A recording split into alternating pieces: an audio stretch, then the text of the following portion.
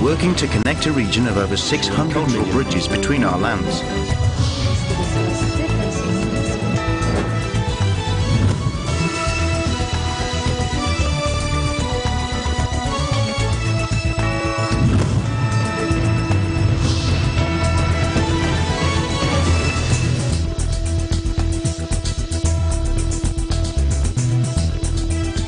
Hello and welcome to ASEAN in Focus. I'm Alma Angeles delivering to you the latest news in and around the ASEAN region on today's headlines. A decades-long push to halt the violence that has claimed some 150,000 lives in the southern Philippines culminates today, Monday, with a vote on giving the nation's Muslim minority greater control over the region.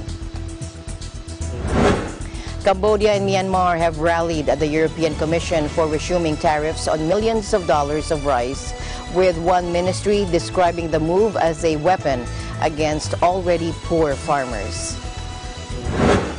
Manny Pacquiao put on a masterclass in elite boxing with a 12-round demolition of Adrian Broner, defending his welterweight title in his first fight on U.S. soil in 2 years and his first as a 40-year-old.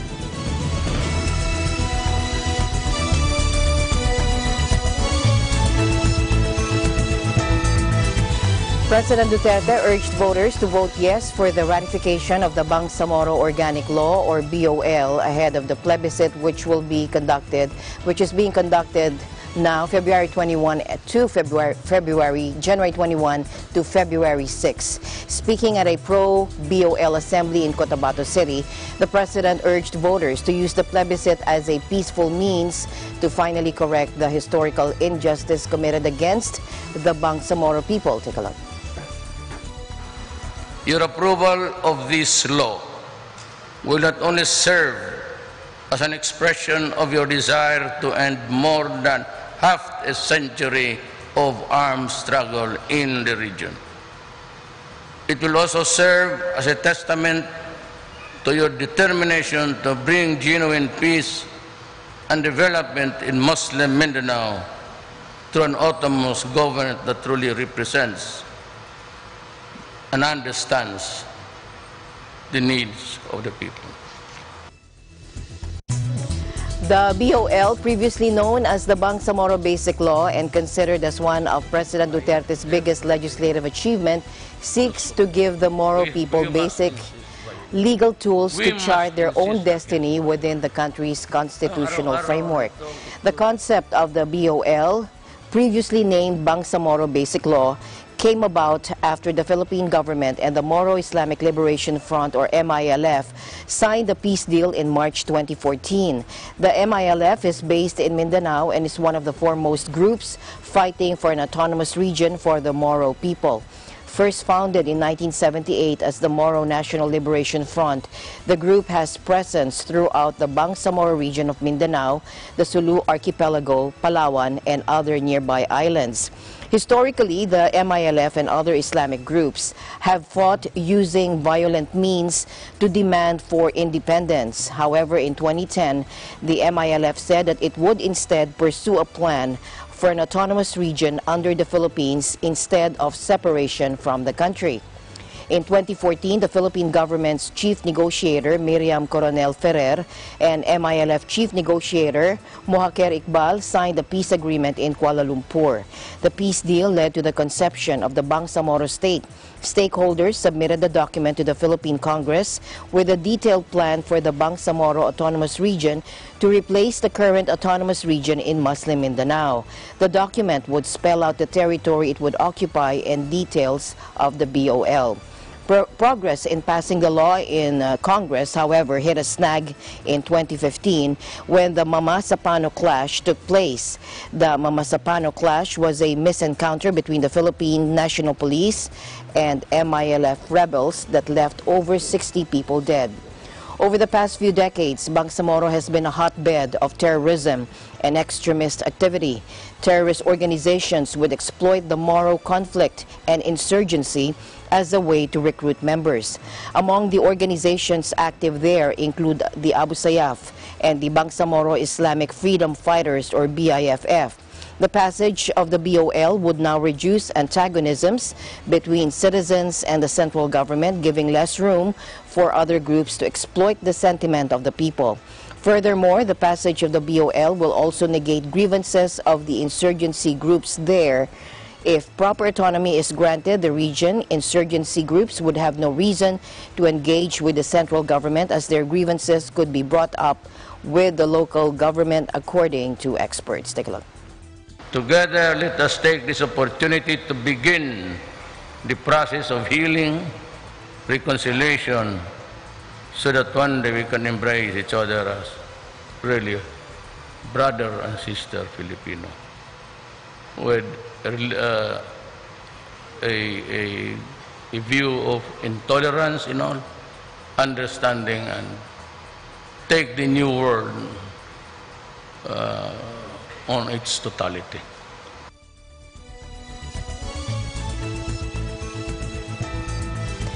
Meanwhile, polls opened in the southern Philippine island of Mindanao on a vote to give the nation's Muslim minority greater control over the region. A decades-long push to halt the violence that has claimed some 150,000 lives in the southern Philippines culminates Monday with a vote on giving the nation's Muslim minority greater control over the region.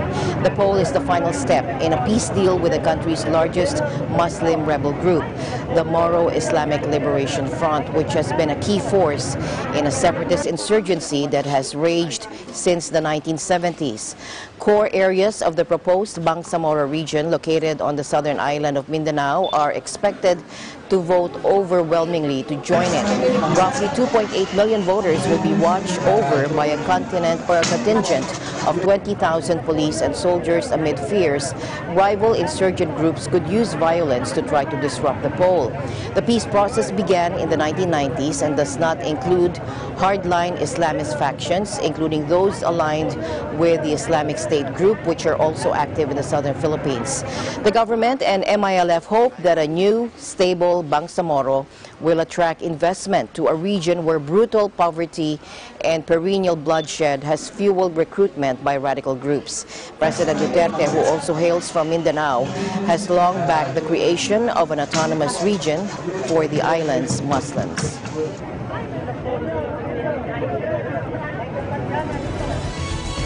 Meanwhile, the front and the government are confident they have struck a much better deal than their recent predecessors, and that it will have the people's support.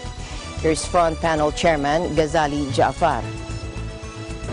Please, do not do anything which will tend to divide our people.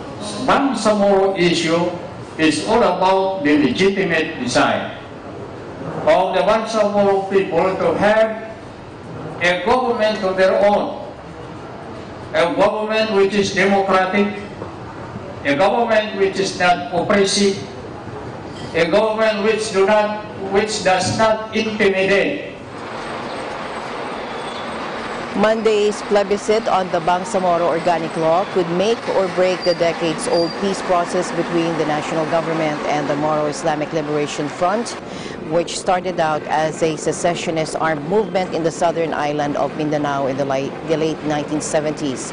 If the yes vote wins, the Bangsamoro, which means Moro Nation, will replace the existing autonomous region in Muslim Mindanao, which has been criticized as merely nominal and failed to end the violent conflict that has left at least 120,000 people dead over the past 5 decades. Voters have until 3 p.m. to cast their ballots. On paper, the proposed new Bangsamoro is a more powerful and possibly larger political unit than the ARMM. It will have its own parliament, some exclusive powers previously held by the government in Manila, and a significantly larger share of local revenues. Above all, it will also mean the end of the front's armed struggle with the decommissioning of its 35,000 troops and its leaders taking positions in the new civilian government.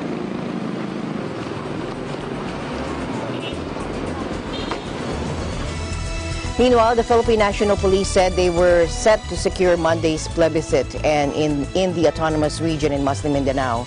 Police said voters should have nothing to worry about, as enough members of police officers have been deployed to the city and its environs. Take a look. Yung security preparations natin is plansado na lahat. Tawi-Tawi is, for me, the most peaceful sa armed region. He said the city police is backed by members of the Philippine Army Special Forces Battalion plus additional personnel from police regional offices and 13 in Caraga to secure all entry and exit points of the city in time for the January 21 plebiscite. The police official also said he has also urged city residents to alert the police of any suspicious individual group or thing that may endanger the lives of city residents. In a similar development, Chief Superintendent Graciano Mijares, Police Director for the ARMM, also said that everything is in place to ensure that Monday's referendum would be peaceful and orderly in their jurisdiction.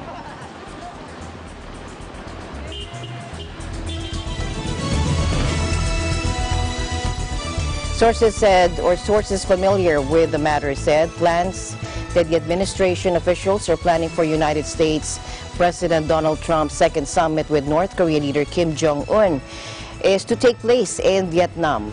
The White House announced last Friday that Mr. Trump would meet Mr. Kim in late February following a 90-minute meeting between the president and Mr. Kim Yong-chol, one of North Korean leader's top aides. Mr. Kim Yong-chol also met Secretary of State Michael Pompeo last Friday. Mr. Trump and Mr. Kim held their first meeting in Singapore in June. The meeting is likely to take place in Hanoi, the capital, but Da Nang, site of the 2017 APEC meeting, and Ho Chi Minh City have also been discussed as possible venues. The announcement about the second summit suggested that the U.S. was softening its refusal to relax sanctions against North Korea because Kim Jong-un had earlier this month threatened to walk away from talks if President Trump didn't compromise. ASEAN in Focus will be right back. Stay tuned.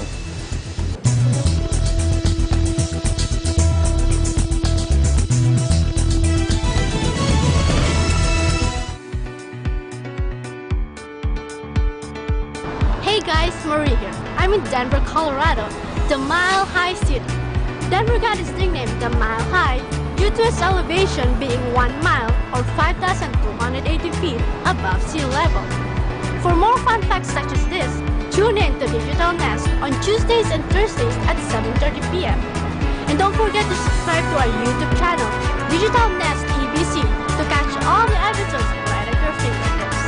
I'm Marita Mayak, ABC Colorado correspondent. I'm 1 to 25.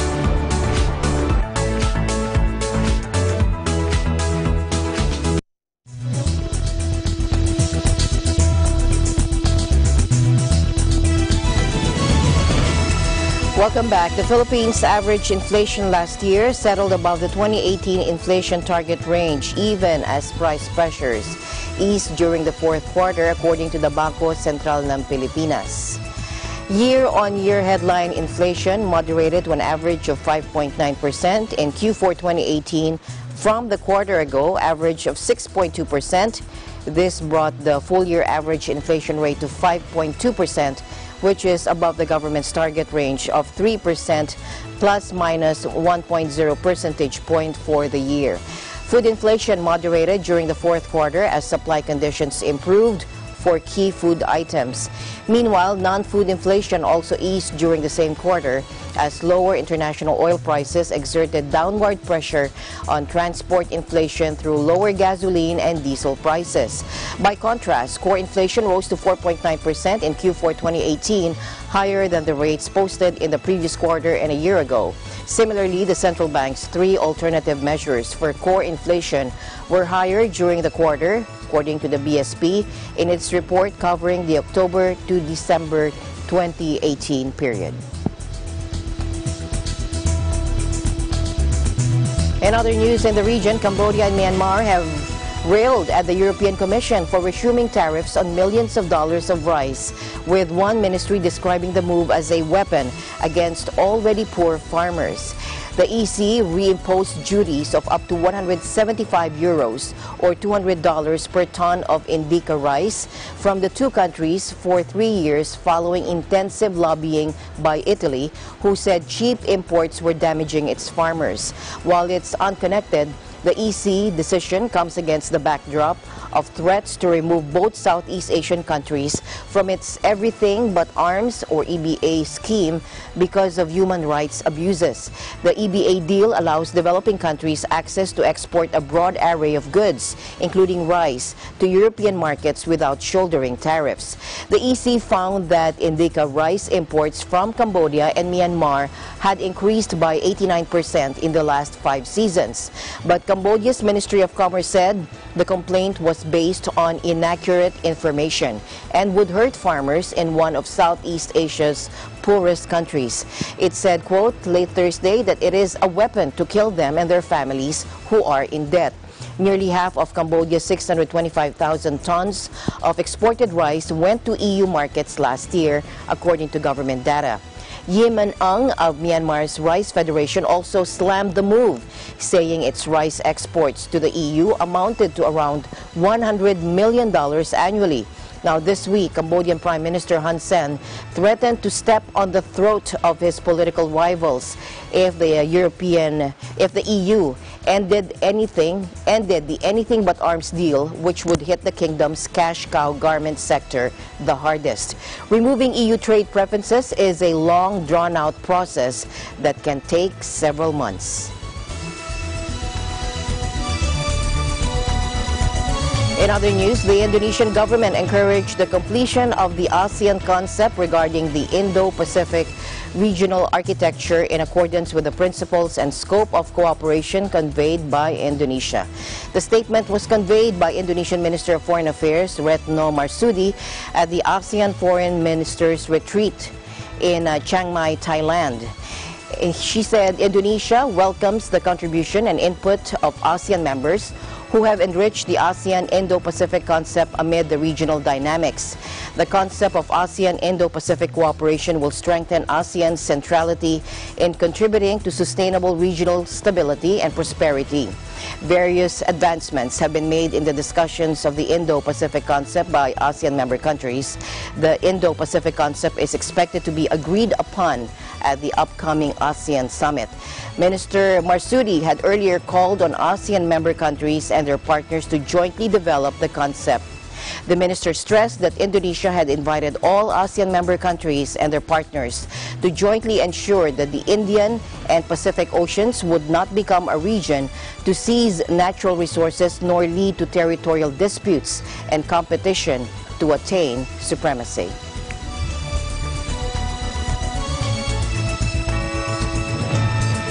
Malaysia's gross domestic product, or GDP, is expected to expand by 4.9% in 2019, albeit at a slower rate than last year. UOB Malaysia's managing director and currently head Personal Financial Services, Ronnie Lim, said domestic growth is likely to be supported by strong demand from private consumption and steady inflow of foreign investments and exports. He said the new administration's efforts to build a more transparent government, steady growth, low unemployment, and a surplus current account will help support the domestic economy in the year ahead. Malaysia is also likely to benefit from a regional and multilateral trade initiative such as the Comprehensive and Progressive Agreement for Trans-Pacific Partnership, which will help boost trade and investment across ASEAN, he said in a statement yesterday. He also said Malaysia's stronger connectivity and closer trade links with regional partners would help enhance the country's resilience against rising global trade protectionism. Over the medium term, Lim is expecting the economy to continue on its growth trajectory, given its strong fundamentals and ongoing policy reforms to stimulate growth through labor productivity, capital spending, and technology.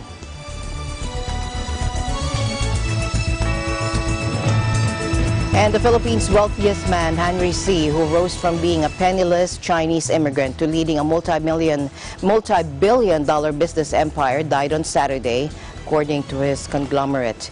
The 94-year-old from the Chinese city of Xiamen made his fortune with a Philippine shopping center conglomerate that has put up some of the largest malls in the world. However, his holdings also included banks, hotels, and real estate in the Philippines, as well as shopping centers in China. He had a net worth of $19 billion as of Friday, according to Forbes.com. Forbes also said he was the 52nd richest person in the world last year, beating out bold-name tycoons like Elon Musk, Rupert Murdoch, and George Soros. Xi put up his first shoe store in downtown Manila in 1956, a business which later grew into a diversified empire. After their shop was destroyed during World War II, Xi's father returned to China, but Henry chose to stay in the Philippines. He got a commerce degree from a Manila university and started selling shoes in a shop which would later grow into a chain named Shoe Mart. In 1972, his shops had branched out into selling all manner of goods, prompting the name to be changed to SM Department Store. But it was in 1985 that Xi made history when he opened his first supermall in Manila. Spanning over 424,000 square meters, the mall included dozens of stores, numerous cinemas, restaurants, banks, and other attractions that made it a one-stop shop for millions of Filipinos. This was just the start, as more of Xi's mammoth malls popped up across the country, some even containing ice skating rinks, a rarity in the Philippines.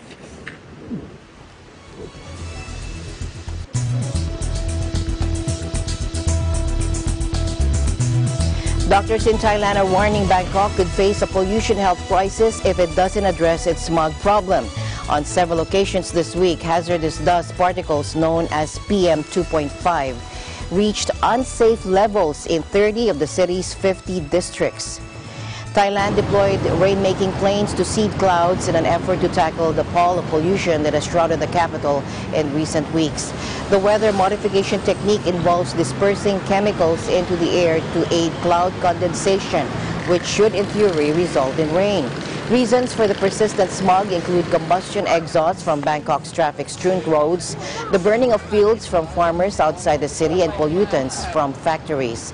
Air Visual, an independently online air quality index or AQI monitor, pegged Bangkok at unhealthy levels of measuring 156 AQI on Monday, though numbers have often crept higher in the last 2 months. But the pollution department played down the dangers of the persistent haze, which the government judges using a different set of measurements to see the concentration of harmful microscopic particles known as PM2.5.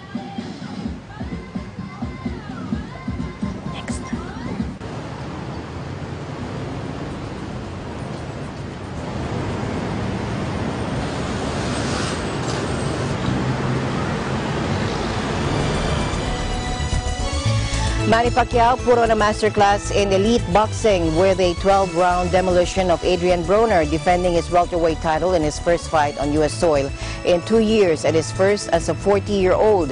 Pacquiao easily won with an impressive display of superior hand speed and destructive power that landed him a unanimous decision victory over the much younger American at the MGM Grand Hotel in Las Vegas. The Filipino star almost knocked Broner down twice in the 7th and 9th rounds and showed that he can still be a force in the highly competitive division despite turning 40 last month. In his 70th fight as a professional, Pacquiao retains the lesser version of the WBA's 2 welterweight belts and possibly sets the stage for a rematch with Floyd Mayweather, who watched the bout from the ringside. Pacquiao improved to 61-7-2 with 39 knockouts, winning on all 3 judges' scorecards, including by one tally of 117-111. The other 2 judges also had it one-sided at 116-112. Pacquiao started the onslaught in the 7th round by hitting the 29-year-old Broner with a left hook, then immediately doubling it up.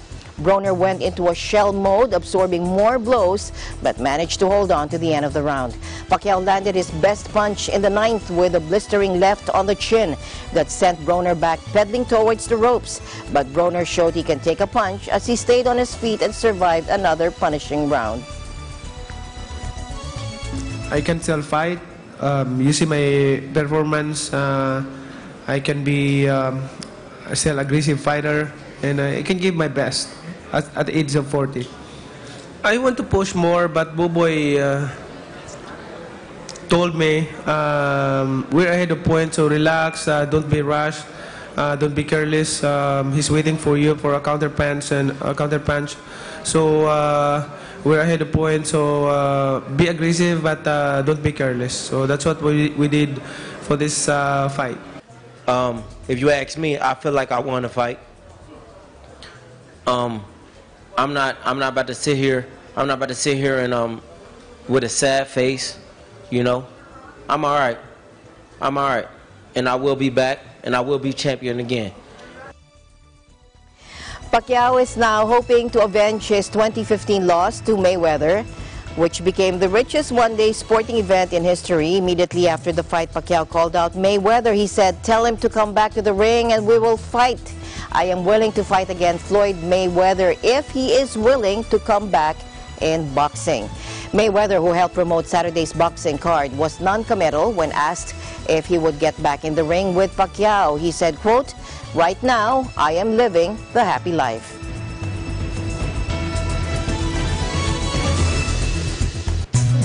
And that is the latest news in the Southeast Asian nations. Stay updated about the ASEAN region. I'm Alma Angeles, always one with 25.